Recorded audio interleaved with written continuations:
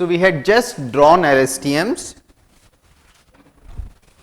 and then it was later, so LSTM paper is 1997, and then after that somewhere I think around 2013-14, Yoshua Bengio and his students showed that you do not really need these 3 gates, 2 are sufficient. So, that architecture is called GRU, that we are not doing in our class, you can go and have a look at it, okay. But in that you have basically instead of 3 here you have 2 gates, and the performance varies. GRU is lightweight because it has lesser number of weights. So, in some cases GRU performs better, in some cases LSTM performs better, but from what I know, until the time they were both being used, LSTMs were being used much more than GRUs. Okay. So, I think we do not need this, so I can get rid of this.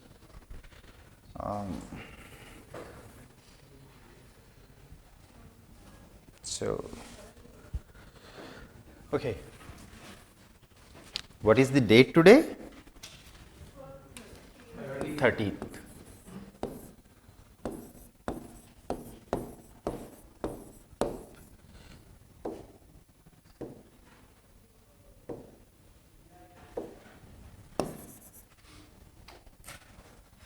Okay. So, today now we are going to just talk a bit more about these architectures. What was RNN? I am not going to redraw it. So, what was vanilla RNN?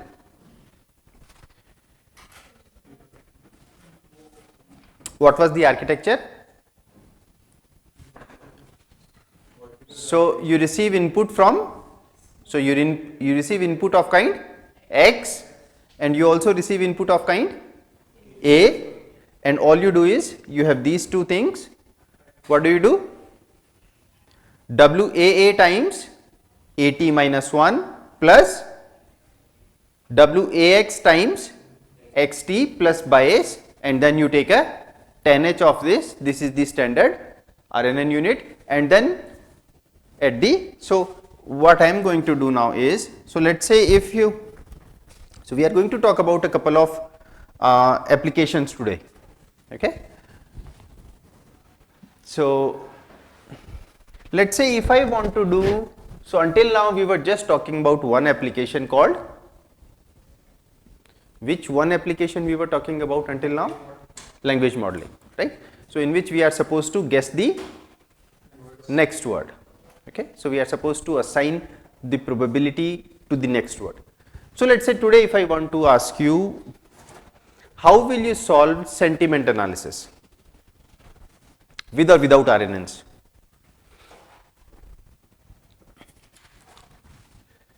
Even word embeddings, so I skipped this part there, even word embeddings they helped in improving the performance of sentiment analysis kind of thing. So how can you do that? See, word embeddings are so powerful that people just tried this. So if you have a sentence, the movie was, let us say, great.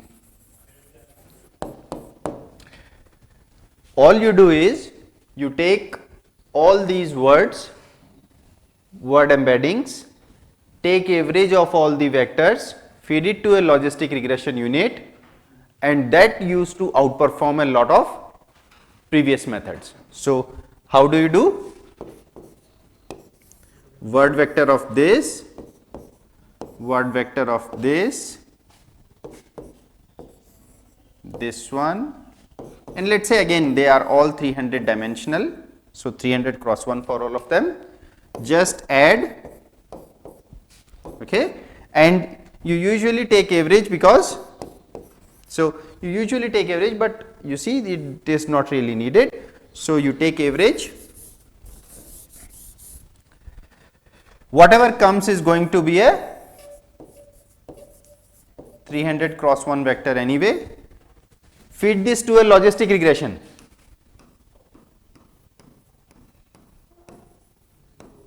Okay. So, if you are just bothered about sentiment being positive or negative, this used to outperform a lot of earlier ways of doing sentiment classification. Okay. Sentiment, what is that thing? Sentiment analysis, right? Okay. Now, how will we do it using RNNs? How to do it using RNNs now? So, the movie was great. So, I am just clubbing this thing here only. Or let us say, just let me get rid of this exclamation. How shall I use a RNN here?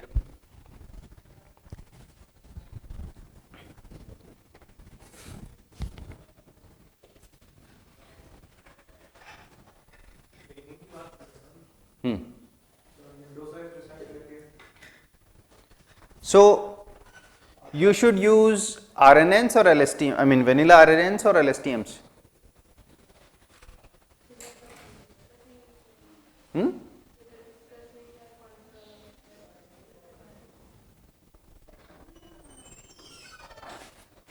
So, let us say we are trying to use RNNs now. Okay. So, we will keep it simple. Now, you have just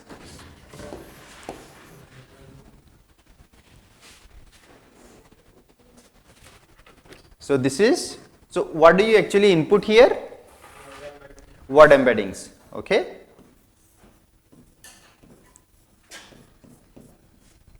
Now, this was your A0, which you can put it to be a null vector. Now, output is y hat 1. What should I do? What should be my output here?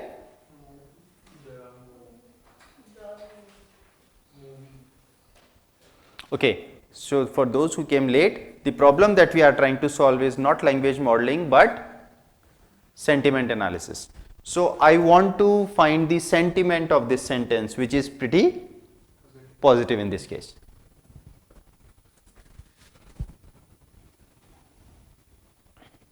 How will you do it using RNNs? See, we just talked about one way of doing it, which was the movie was great, and what you do is you take word embeddings of all these guys, learned through, let us say, word2vec, add all of them, take average, and whatever comes, this 300 cross 1 dimensional vector, feed it to a logistic regression unit, and that does pretty well. Okay. But the question is, can we improve it? So, since now we know RNNs, can we improve it using RNNs?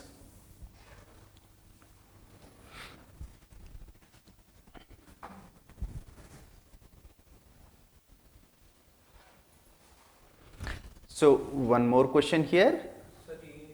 So, this way that we are doing, are we using information of sequences or we are just doing it as a bag of words? This one. This is just a bag of words because you are just summing them up. So, it does not really matter in which order they are occurring in my corpus. Okay. So, now coming to this, what should I do? What should be my y1 hat? 0 1.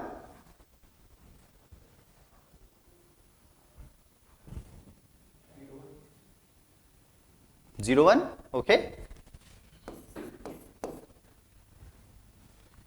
Right. So, what should I do now?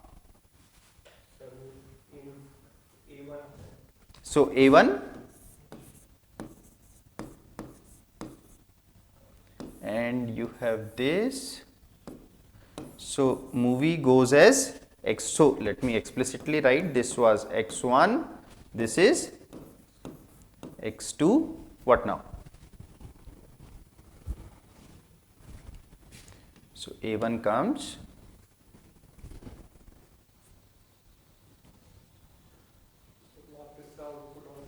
output is my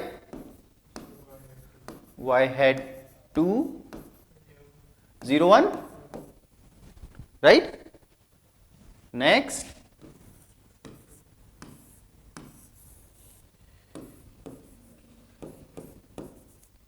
x3, this was A2, this is going to be my y3 hat 0 1,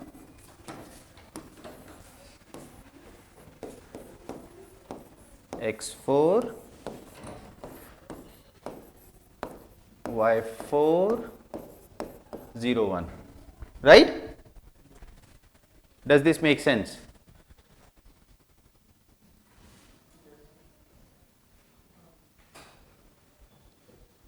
While everything makes sense, why should you output here? You want to find out the sentiment of the sentence and not the word. So there was no point of giving any output here. So you hold the output, you don't output anything. In which case? In case of sentiment analysis. In case of this particular problem, you say I just want output where? I want output only here.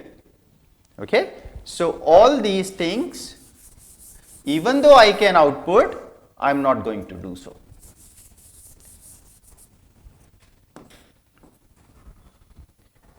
Okay. So what will you, how will you output now? This is an RNN. So is this a bag of word or this is making use of sequence now? So here you are making use of sequence because there comes first, right? A1. A1 is corresponding to what? A1 is corresponding to first word, right? And then comes A2, then comes A3.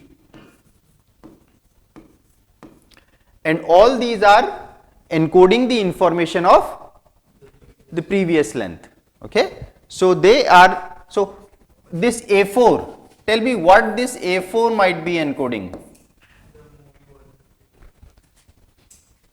So it turns out that this A4 is a good representation for this whole sentence, right? So in a way you have learnt the representations of sentences as well. Now what are the dimensions of A4?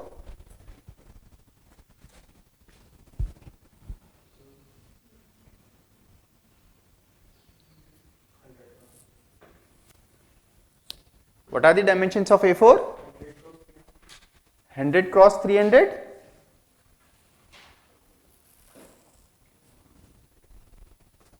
So let us redo this. This is 300 cross 1. This was 100 cross 1. So what are the dimensions of A4? 100 cross 1. Okay. Now what are you doing here?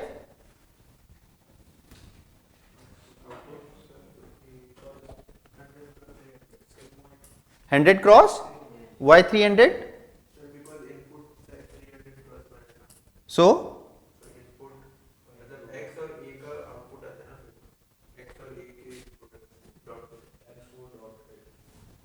can you take dot product of x and a? Can you take dot product of x with a? One is 300 cross 1, another is 100. Even then, one is 300 cross 1, another is 100 cross 1. Unless you make the dimensions same, how can you take a dot product?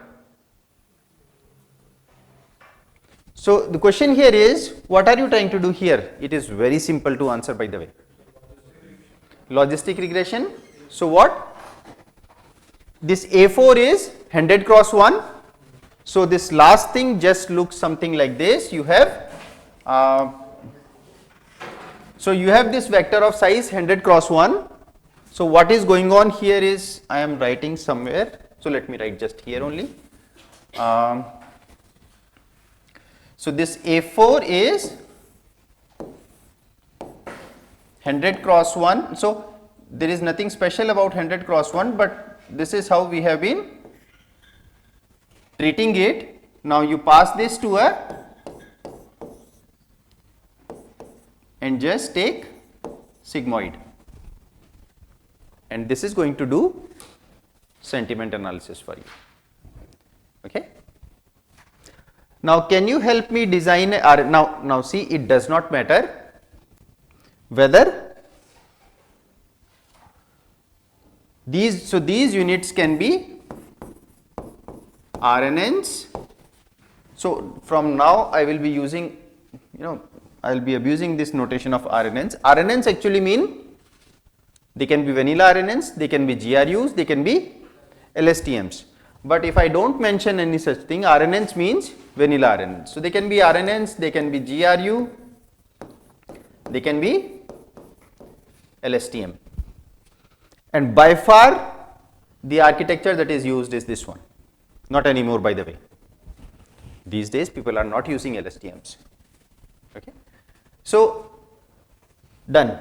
What next? If I ask you another problem, how will you do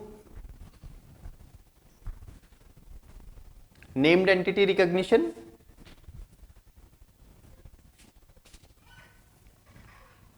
How will you do named entity recognition? So somewhere let me write sentiment analysis.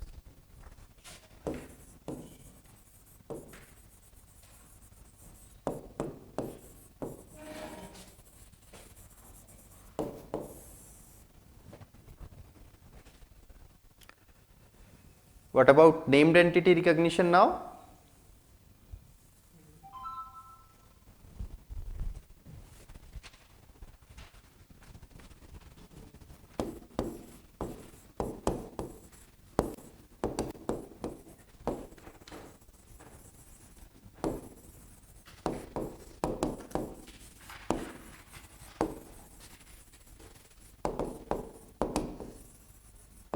Yes.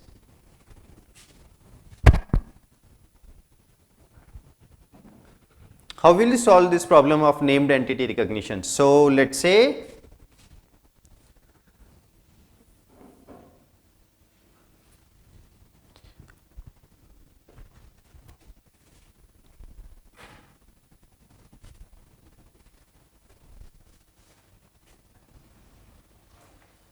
to just throw a sentence.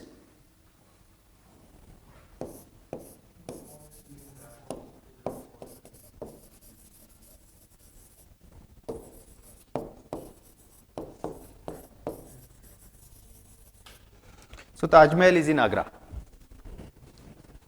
There are, okay, fine. Named entities. What are named entities in this case? Taj Mahal and Agra. I want you to design a RNN that does this. You are supposed to tell me. See, the same way, the way we used to design input and output layers for our feed forward networks. What we are trying to do here is, given a problem, you are supposed to design the architecture. Of course, you will be using RNNs, but what will be the exact architecture? What will be the input? What will be the output? So inputs are pretty straightforward. You will always feed it one unit by one unit. Okay. Now what about outputs here? So I draw that same old thing. This goes as my x1, a0 comes here. What do I do now?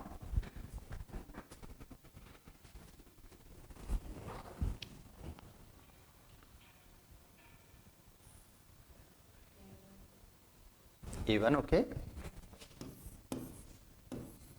So A1.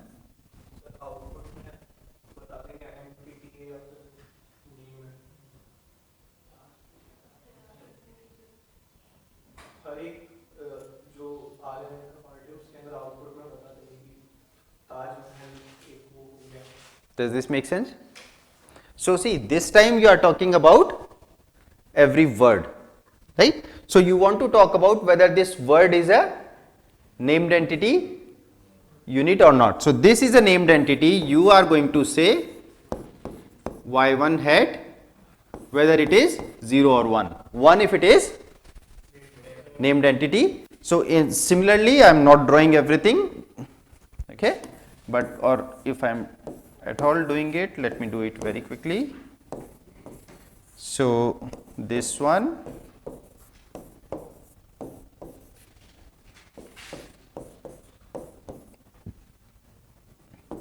here you are going to output 0 1, here you are going to output 0 1.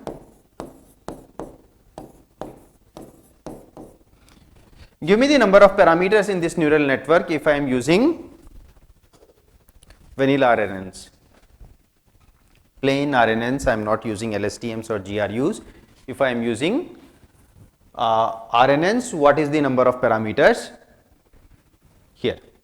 And our numbers stay the same. So dimensions of A and X are same as what we have been taking throughout these lectures, which is for X it is 300 cross 1, for A it is 100 cross 1. So give me the total number of parameters.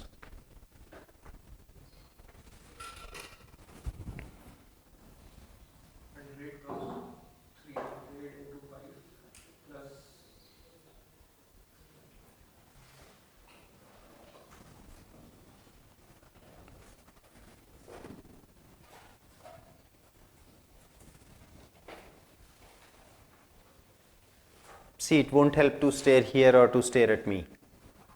What will help is if you do it in your notebooks.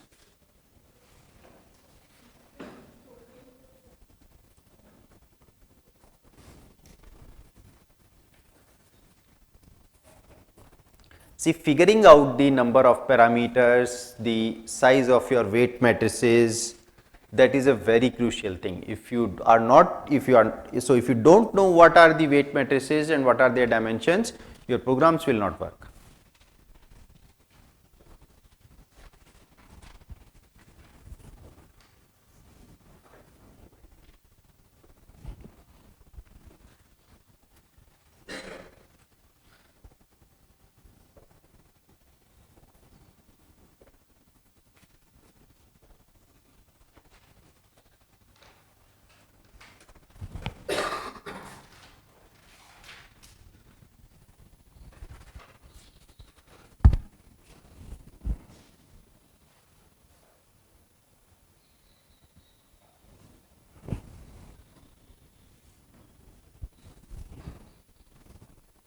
Yes, number of parameters.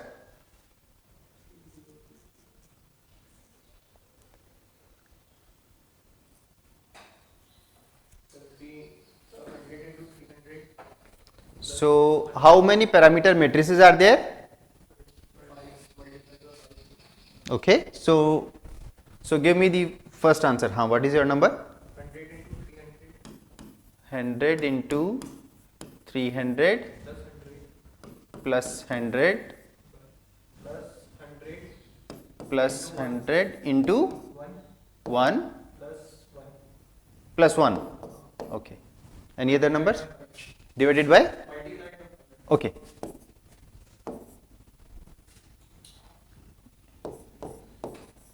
Yes. Any other number?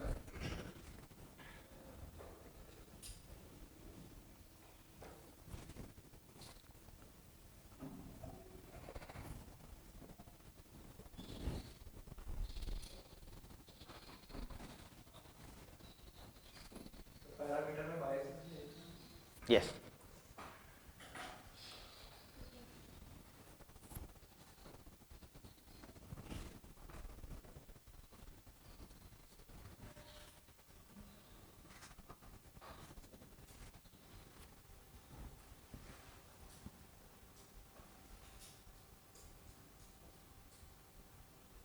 Any other answers?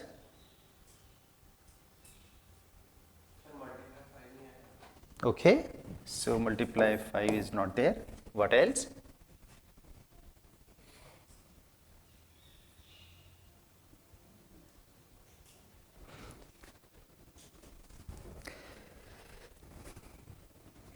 So what was the parameter matrix WAX? 100 cross 300 plus what was WAA? 100 cross 100 plus how many biases for this part? 100. Okay. So this is just in the first layer.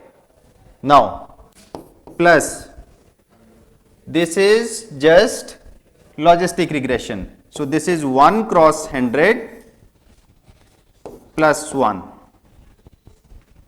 There is no into 5 because the parameters are shared. All these neural networks, they have the same weights, same parameters. Okay. So in all these things you are updating the same parameters, and we will. So I want to do this because before we do backpropagation for RNNs, we need to actually understand what exactly is going on. Parameters are all the same. You are updating the same parameters in each timestamp. Now luckily this was a very small sentence. It could be a sentence of length, let's say 20 words, 25 words. You will still be doing the same, you will still be updating the same weight matrices, same parameters. Okay. So this was our WAX, this was WAA, and this was BA, this was your WYA, and this was BY. Okay. So just what will be the number of parameters here?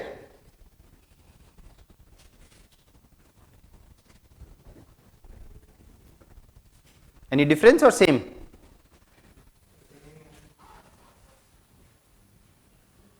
Why same? And if different, then what is that number?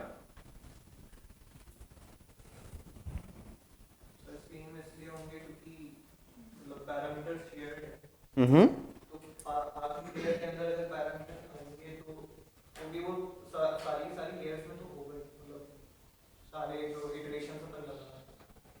Right. So number of parameters will be same in this case. But let's say if instead of doing binary classification on my sentiments, just saying positive or negative, I want to, let's say, divide them in 5 categories. So let's say super positive, positive, neutral, negative, and super negative. Now right. So this will be same. The input part will still be the same. Where will you see the change? Instead of 1 cross 100, it will now be 5 cross 100 plus 5. Okay. So we have talked about 2 important problems. Now let's say I want you to talk about translation. And meanwhile, keep an eye on this fact. How will you do backpropagation for this? Do you remember backpropagation that we did for feed-forward neural networks? What was that? So in this case, if you see, where will you do backpropagation? How many? So can you give me the? So first of all, we have not even talked about losses yet. What are losses here? Okay. So we need to talk about those as well. But let us first get very familiar with the architecture so that when we talk about losses and backpropagation, we are more comfortable. Yes. Now my question to you is, how will you design a RNN to translate from a source language to a target language? Okay, before that, can you design a RNN for language modeling?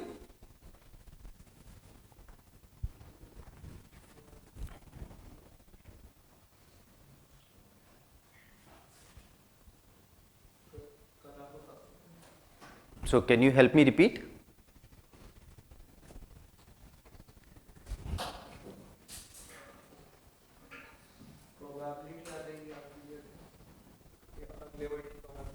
Right. So we start like this. This is my A0. What? So I want to generate text. What should be my first input?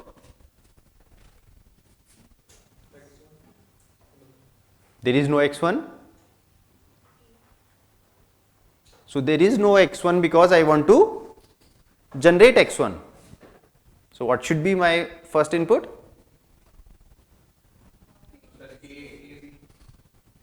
A0 is there. So then there is a special symbol called start of the sentence. Okay. So there are two special symbols called start of the sentence and end of the sentence. And now in different papers, different courses, you will find these two names as different. Okay. But for us, we are saying start of the sentence. So when we will talk about but, we will see that the names are different.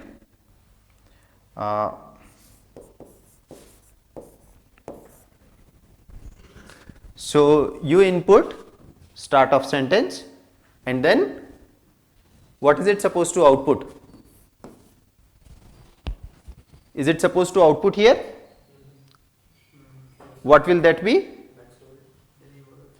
Any word from my vocabulary size. So how many parameters here? Now what am I supposed to do next? What should I do for this RNN now? Guys, right now I am not talking about how are we training them. We are just trying to understand the structure. That's it. Okay. So what should be here now? Right. So whatever was output here, you feed here.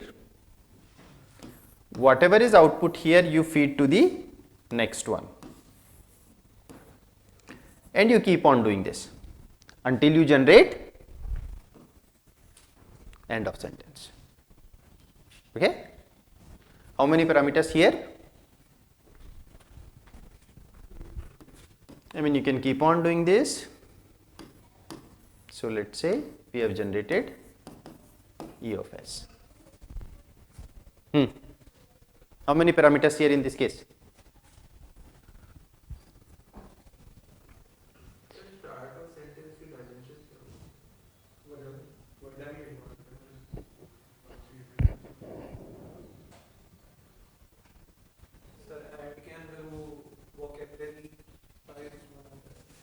Sorry? Vocabulary size और उसके अंदर one word vector आएगा तो ऊपर वाले. So what will be the input layer? I mean same as before, it will be 100 cross 300 plus 100 cross 100 plus 100.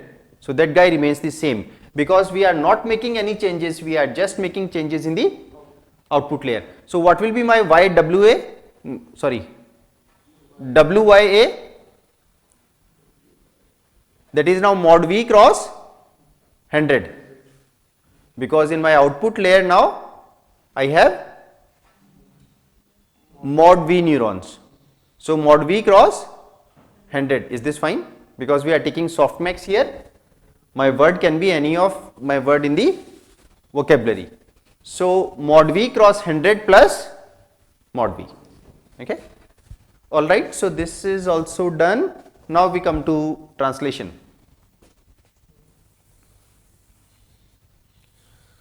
How are you going to do a neural network for translation?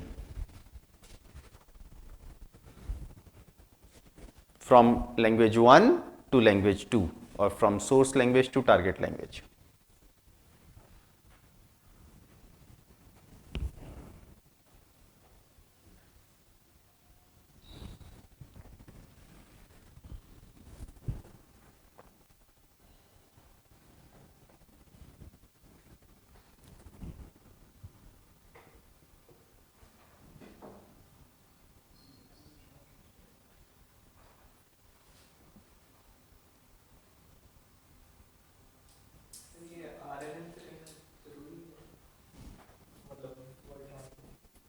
How else will you do?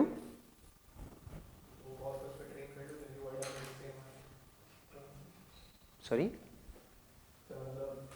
दो different text लिए अलग अलग language में तो उस पे क्या कहते हैं दोनों को ट्रेन करेगा जिनकी वर्ड सेम आएगा. So wait. What are we trying to do here? We are trying to translate from one language to the other language. Okay. Now, let's say we are trying to translate from English to Hindi. So, you have two different vocabulary sets here now. Vocabulary of English, vocabulary of Hindi. Okay. Is it necessary that these two vocabularies should be same? Of course not, they won't be. Okay. Next.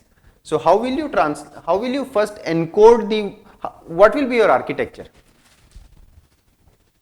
See, translation architecture has played a very vital role in advancing this area of NLP. So, what we see as transformers today, they are actually a byproduct of people were trying to do translation, they did it in a particular manner, then came transformers and so on. So, in fact, the original transformer papers, attention is all you need, right? So, it specifically does translation. So, how are you going to do that now?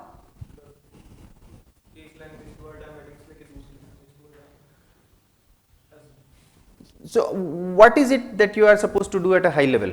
You are first supposed to encode this sentence in the source language and then try to decode that in the other language, right? So, this is the very famous encoder-decoder architecture, where what you are doing here is, this is A0, this is your X1, and so are you supposed to give any output? Any outputs here? Yes or no? How many of you go for yes? How many of you go for no? Okay, nobody. So let's say yes. What next?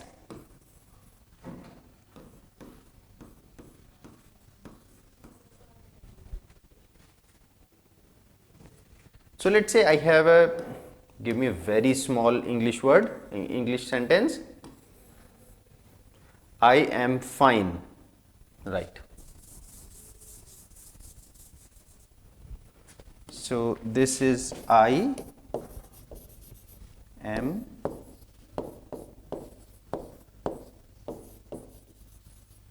fine. I am supposed to translate this. What do I do? So what do I output here?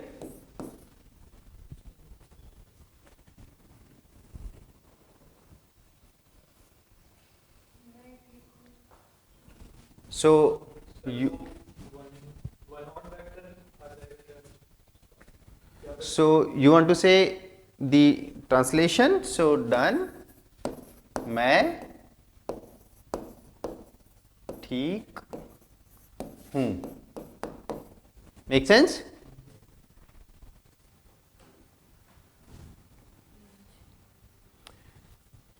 Can you output ठीक here when fine is here? Fine is not yet input. You want your neural network to behave this way, that you have just seen I am and it outputs fine, right? So this is okay. So this is a literal translation of I. Okay. Now I am not sure if who means am. Should it? I don't know. Okay. But fine means ठीक. So but you have not, your neural network has not seen fine yet and it has output. So okay, coincidentally, now how are you going to translate this one, this line itself? So give me just one sentence. So my favorite season is spring.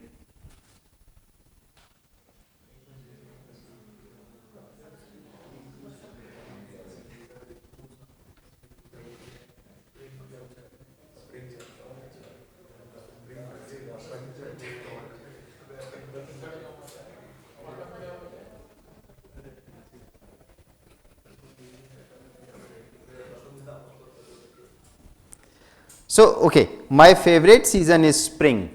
How many words here? 5. What is the number of words in your output sentence? Will it necessarily be 5? So if you are translating from one language to other, is it necessary that the number of words in the input language will be same as the number of words in the output language? No way. This was just a coincidence here. Okay. So what should I do? So I should not be doing this.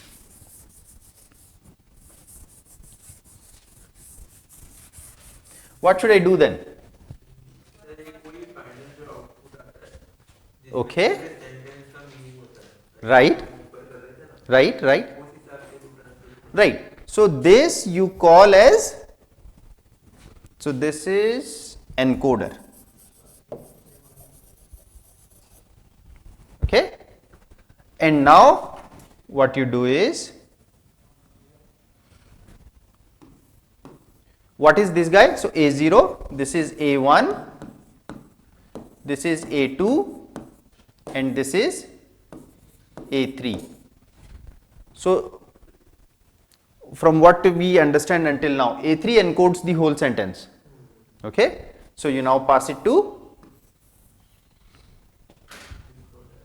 decoder. Okay. What is it supposed to output now? So is it supposed to output? Okay. What should have been input here?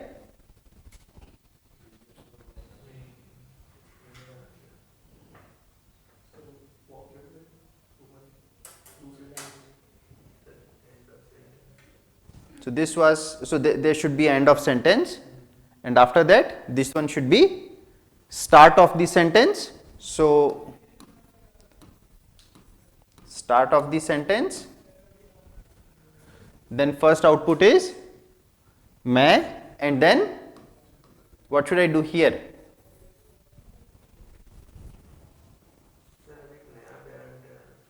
Which is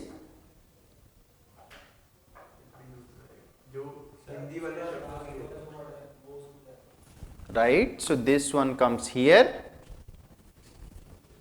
and now you are supposed to output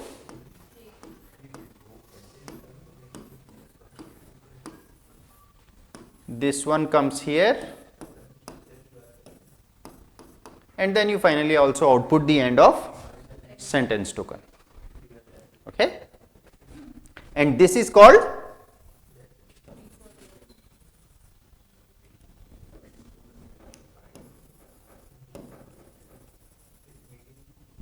decoder. And this encoder-decoder will be there when we will be talking about attention mechanism. This will be there when we will be talking about transformers. So this is a pretty important architecture where you are encoding something and then later trying to decode from that encoded information. Sorry? Where?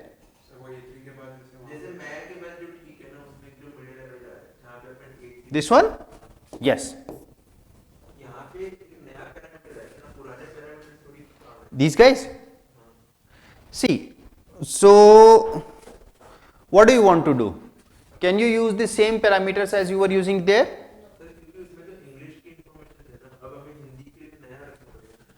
So in general you can have a set of parameters for this guy and a set of another parameters for this guy. But whatever you fix for encoder remains fixed for all the units in the encoder, and whatever you decide for the decoder remains fixed for everything in the decoder. Okay. All right. So I think we have done. So now let's say if I ask you, you need to design an RNN that will take image as an input and will generate caption as the output. How will you do that? I am not going to draw everything now.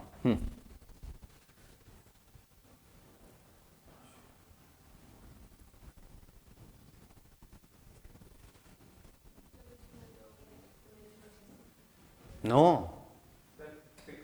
Number of pixels input लेगी है. You are supposed to encode the image. Okay. And is this image, so do you need to use RNNs for this image as such? Not needed, because it is not a sequence to sequence data, it's just one monolithic data. So what you are supposed to encode this whole image in a vector. Okay. So let's say you use CNNs and you encode this. Whatever you encoded, you feed it to the RNN. Whatever you feed to RNN, it should start generating captions, right? Now all these that we have done in this class, they have caveats. The thing is, how are you going to train? So for example, if you are using this, if you are doing this translation, how are you going to prepare the training data set? So are you reasonably well versed with RNNs now? Because now we'll in the next class we'll talk about the training of RNNs, that will also involve the backpropagation thing, and we'll need that. Yes. So what was the question I asked?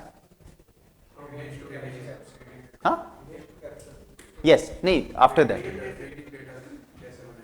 Yes. So how will you make training data set for this one now? What should be the training data set? For this one, for translation.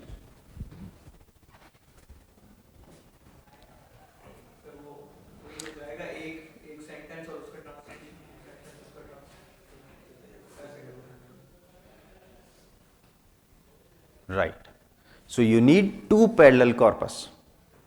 One is in English, another one is in the, so one is in your source language, another one is in your target language.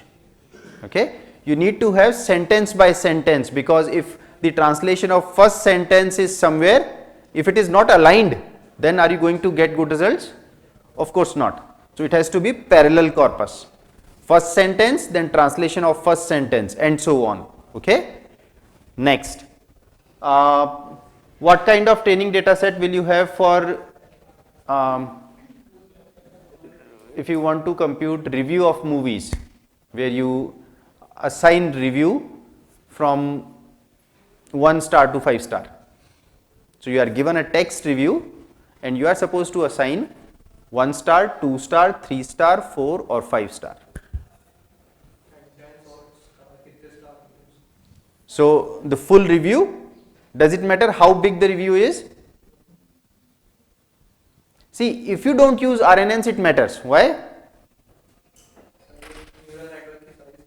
Exactly, and you don't want that. But if you are using RNNs, it does not matter whether you have a big paragraph or just 1 word, 2 word. Okay. So in this case, what will be your training corpus? Review and then corresponding stars, and you have as many examples as you want. How will you train it for named entity recognition?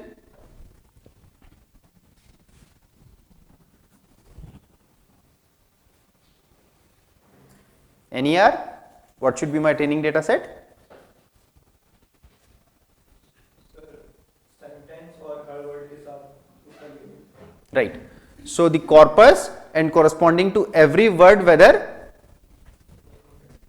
that is a named entity or not. Now my question is, so if you go to the deeplearning.ai and if you go to the deep learning specialization, there Andrew talks about one example.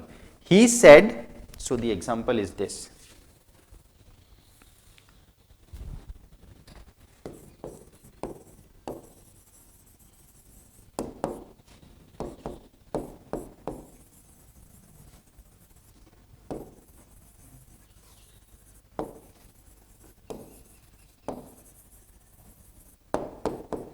Okay, how will you do NER for this? Tell me.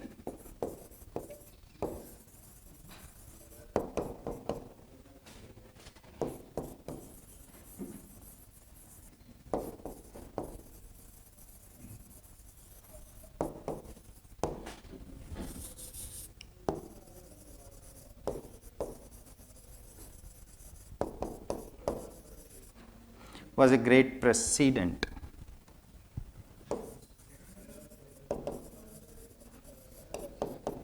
Sorry? Yes. How will you do NER for this? You start with the first word x1, same in both, x2, same in both. If you want to treat quotes as whatever, so same in both, teddy same in both. But here I assign 0, here I assign 1. So how do I know? What should I do?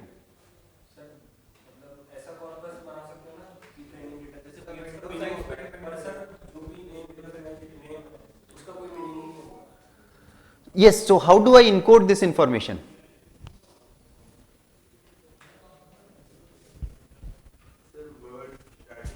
In fact, sorry. So here it is 0 and it is 1, right? I mean, this is fine. This is not a named entity, so this is 0 and this is 1. So catch here is, if you see from left hand side, exact same information is there.